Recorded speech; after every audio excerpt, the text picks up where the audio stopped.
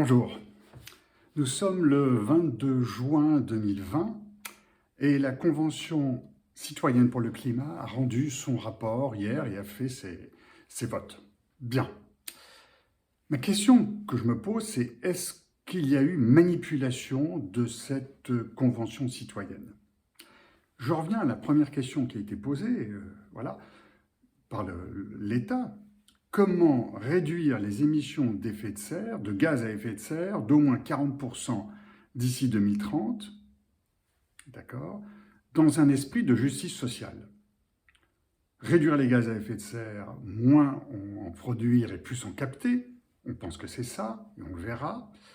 Et la justice sociale, c'est quoi? C'est le travail pour tous, la rémunération correcte. On n'en parle pas. Pas un mot sur la justice sociale.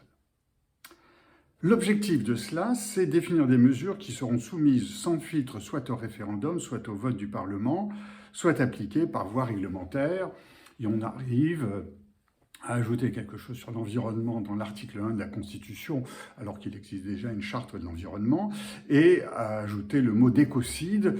Il s'agit non pas du meurtre de l'économie, mais du meurtre de l'écologie. Bon, est-ce que c'est vraiment nécessaire?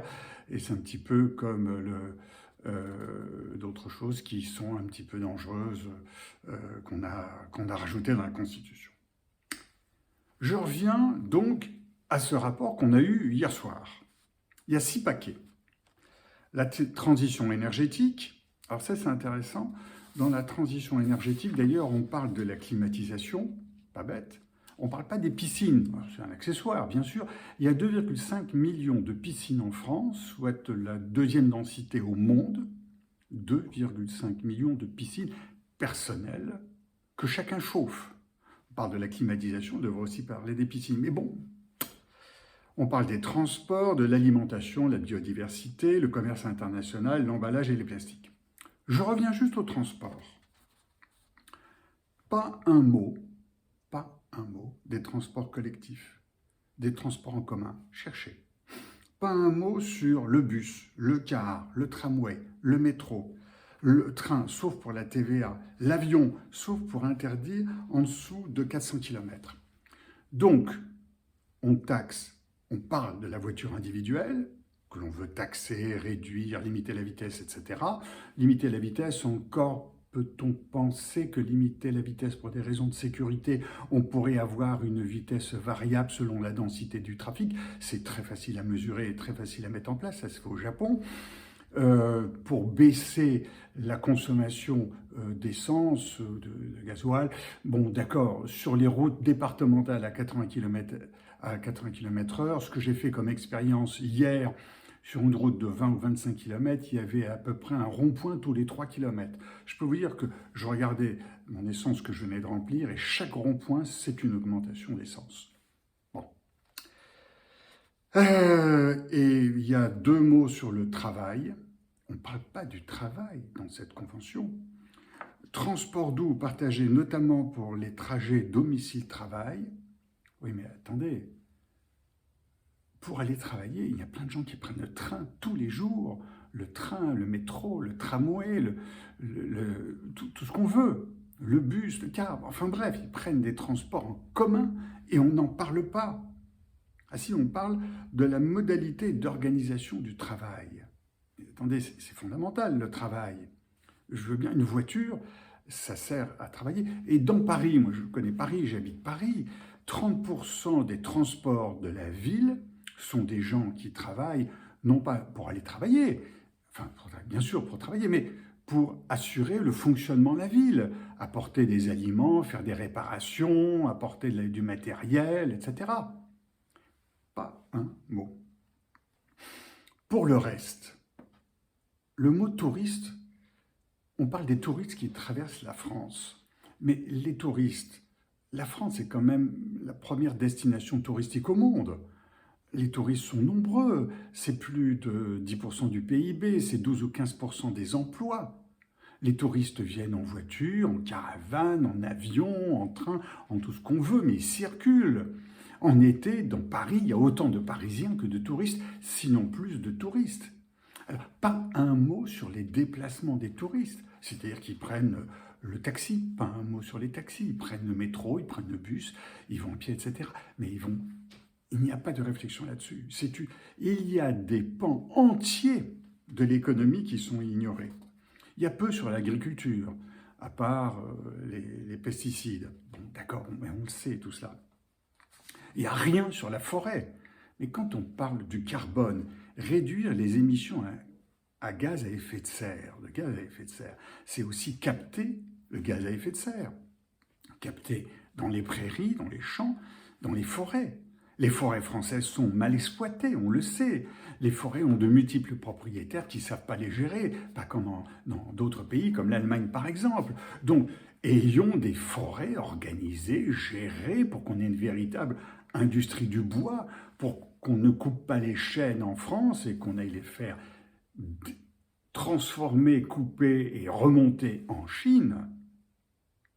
Ayons une industrie du bois qui fait grandir les forêts, etc. Enfin, et par exemple, arrêtons d'acheter des meubles Ikea. Non pas qu'ils ne soient pas bien, il y en a certains qui sont bien, mais beaucoup de meubles Ikea sont de la colle. On colle des particules de bois. Or ça coûte cher en déchets. C'est-à-dire quand on achète une étagère Billy, je ne sais pas combien ça coûte, 50, 100 euros, il y a quasiment le même coût ensuite pour le transport et pour le déchet, pour le recyclage de quelque chose qui est un pur produit de plastique. C'est une réflexion qu'on pourrait avoir sur l'immeuble. Pas un mot. Rien sur la mer. La mer est le deuxième territoire maritime mondial. Deuxième territoire maritime mondial. On parle de la voiture électrique, oui, mais pour faire des batteries, il faut des terres rares. Et les terres rares viennent de Chine. Mais bon sang, on est le deuxième territoire maritime mondial. Trouvons des terres rares dans nos océans et ne dépendons pas de la Chine. Donc le lancement de la voiture électrique, c'est être pieds et poings liés à la Chine. Pas un mot là-dessus, ah oui, ça évite le carbone, d'accord. Et quelle énergie, quelle électricité? Bon, alors là, je n'ai pas bien lu sur le nucléaire. Ah oui, parce que le nucléaire, ce n'est pas du carbone. Ah oui, les énergies renouvelables. Oui, mais en France, les énergies renouvelables, on fait fabriquer les éoliennes ailleurs qu'en France. Les panneaux solaires sont fabriqués ailleurs qu'en France. Mais pas un mot là-dessus. Or, pourtant, on parle bien des gaz à effet de serre, des énergies propres, etc. Rien sur les ressources, je viens d'en parler. Rien sur l'énergie, je viens d'en parler. Et sur beaucoup de choses aussi. Alors je me suis interrogé parce que ces 150 citoyens tirés au sort, représentant toutes sortes de personnes, j'ai même lu qu'il y avait 2 SDF, ou 2 personnes qui ont été SDF, donc il y a des profils, il y a une femme de plus que d'hommes, enfin bon, bref, des profils très variés. Mais comment ont-ils pu sortir 150 propositions qui étaient 150 propositions qui sont déjà en marche, qui sont en cours. La rénovation des bâtiments, mais ça fait des années, c'est un problème fiscal, c'est un problème de formation des artisans et de ne pas les emmerder pour qu'ils aient des diplômes pour faire de la rénovation de bâtiments. Ainsi de suite. Et il n'y a rien qui étonne. Alors, je me suis interrogé, mais pourquoi ils n'étonnent pas? Alors peut-être que les experts qu'ils ont vus n'étaient pas des experts étonnants. Ben si, ils étaient étonnants. J'ai essayé de voir la liste des experts sur le site. Je n'ai pas trouvé la liste. Il faut peut-être chercher jour après jour. J'ai essayé de chercher les experts qui les conseillaient. Je n'ai pas trouvé. Tout ce que j'ai trouvé, c'est les gens qui animaient les réunions. Des gens très bien d'ailleurs, confirmés là-dessus. Donc il s'est passé quelque chose pour que cette convention citoyenne pour le climat arrive avec cet ensemble de banalités qui racontent le passé, mais ne prépare pas à 2030. C'est bien sûr ce qui est écrit. Réduire les émissions de gaz à effet de serre d'au moins 40% d'ici 2030. Rien. Ça a été trop long. Ça a été trop long parce qu'il y a eu les grèves sur les retraites qui ont empêché des réunions. Il y a eu les 2 mois de confinement pendant lesquels ils ont, je crois, travaillé, mais ils ont été influencés par les amis. Et ces 2 mois de confinement, par exemple, il y avait des idées forte qui aurait dû être dite, c'est mais profitons du confinement pour tester les voitures autonomes. Il n'y a pas de voitures qui circulent dans les villes. On a des voitures autonomes dont on n'est pas sûr qu'elles marchent bien, ben faisons-les rouler dans des villes. Rien. Rien. L'enterrement de première classe du passé.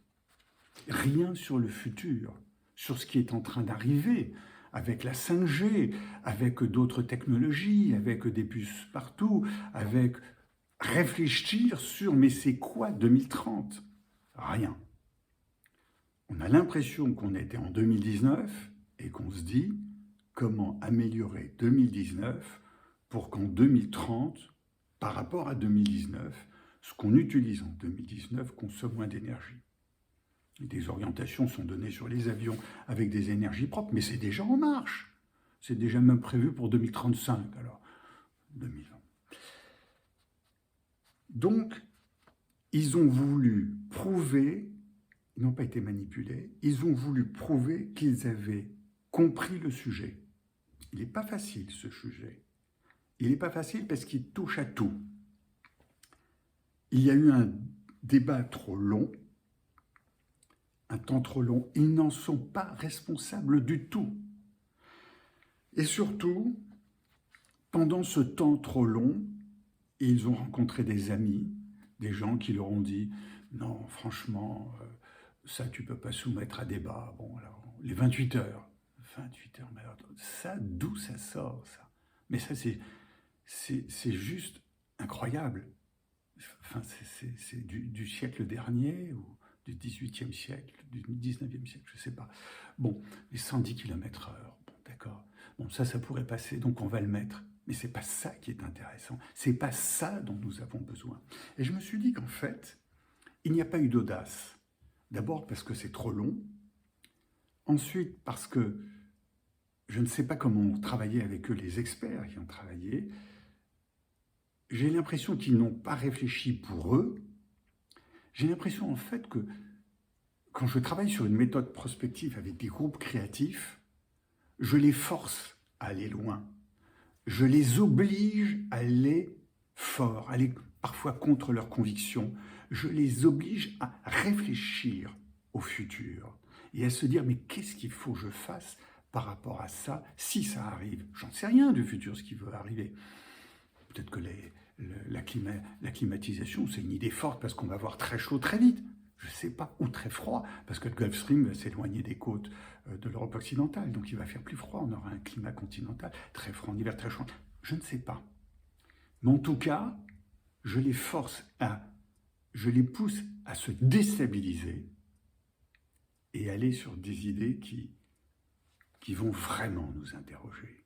Et là, tout ce qu'on a entendu hier, j'ai écouté pendant plusieurs heures, hier, dimanche, et samedi, les comptes rendus, tout ce qu'on a été dit, des experts qui ont travaillé avec eux, etc.